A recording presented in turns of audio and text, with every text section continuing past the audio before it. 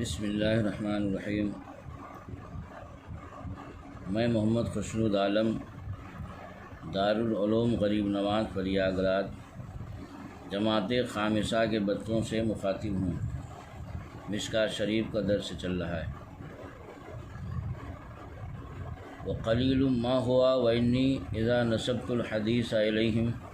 کانی اسندت الی النبی صلی اللہ تعالی علیہ وسلم لأنہم قد فرغوا منہ واغنون عنہ وسردت الکتب والابواب کما سردها واقتفیت اثرها فیہا وقسمت کل باب غالبا على فصول ثلاثة اولها ما اخرجه الشیخان او احدهما واقتفیت بهما او ان اشترک فیہ الغیر لعلو درجتهما فی الرواية وثانیها ما اورده غیرهما من الائمہ المذکورین، یعنی اور ان کے ماسوا تھوڑے ہیں، اور میں نے جب ان بزرگوں کی طرف حدیث منسوب کر دی تو گویا حضور صلی اللہ علیہ وسلم ہی کی طرف اسناد کر دی، کیونکہ ان بزرگوں نے اسناد سے فارغ ہو کر ہم کو بے نیاز کر دیا، اور میں نے کتابیں اور باب ویسے ہی مرتب کیے جیسے انہوں نے کیے تھے،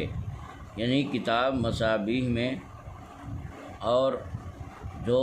یہ اصول کی کتابیں جن کا اس میں حوالہ دیا گیا، تو مصابیح میں کتابوں کو جس طرح مرتب کیا گیا تھا اسی طرح میں نے مرتب کیے، اور اس میں انہی کے قدم پر چلا، یعنی محی السنہ رحمۃ اللہ علیہ کے قدم پر چلا،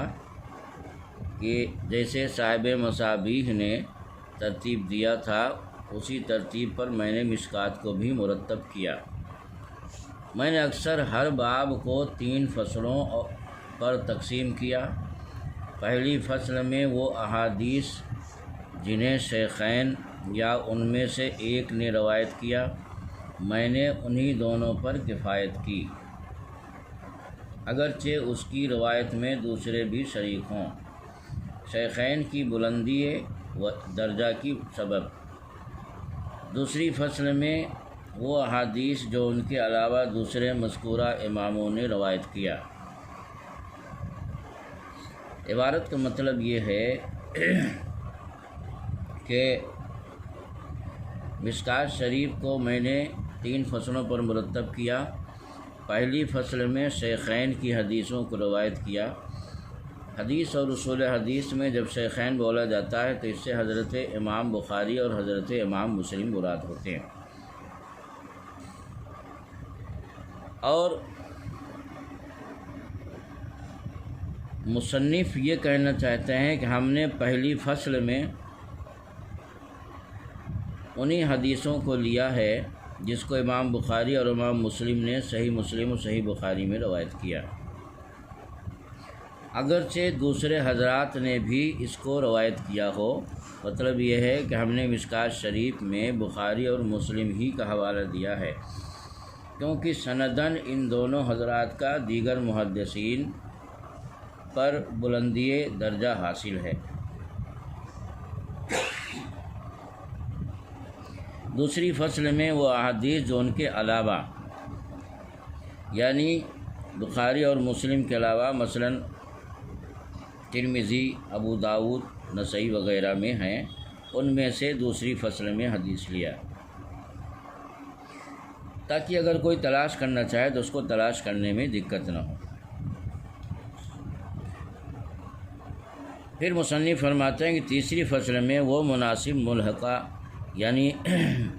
ضمیمہ کے طور پر میں نے تیسری فصل کا اضافہ کیا، اور اس میں ان حدیثوں کو لیا جو باب کے معنی پر شامل ہیں، یعنی باب کی مناسبت اور ان کے مطابق تھیں، ان کو اس میں نے شامل کیا۔ اس کے بعد مصنف فرماتے ہیں ما محافظت علی الشریطہ، وإن كان معصورا عن السلف والخلف ثم إنك إن فقدت حديثا في باب فذلك عن تقرير أسقطه وإن وجدت آخر بعضه متروكا على اختصاره أو مذموما إليه تمامه فعن داعي اهتمام أتركه وألحقه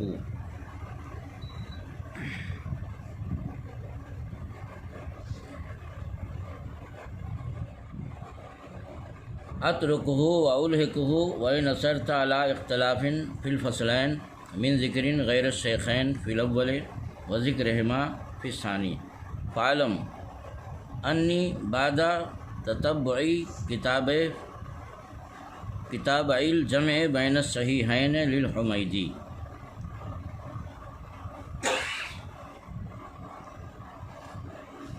یعنی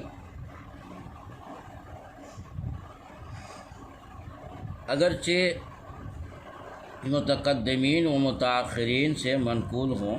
پھر اگر تم کسی باب میں مصابیح کی کوئی حدیث نہ پاؤ تو وہ تکرار کی وجہ سے ہوگا،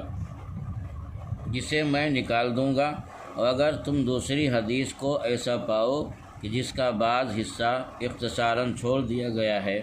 یا اس کا تتمہ شامل کر دیا گیا ہے تو یہ کسی اہتمام کے باعث ہوگا کہ کچھ چھوڑ دوں گا کچھ ملا دوں گا، اور اگر تم دو فصلوں میں کسی اختلاف پر مطلع ہو، مثلاً یوں کہ پہلی فصل میں غیر شیخین کی اور دوسری میں شیخین کی حدیث مذکور ہو، تو جان لینا یہ اس لیے ہے کہ میں نے حمیدی کی اور جامع اصول کی کتابیں جو شیخین کی احادیث کی جامع ہیں کے تلاش کے بعد صحیح مسلم و بخاری اور ان کے متون پر اعتماد کیا۔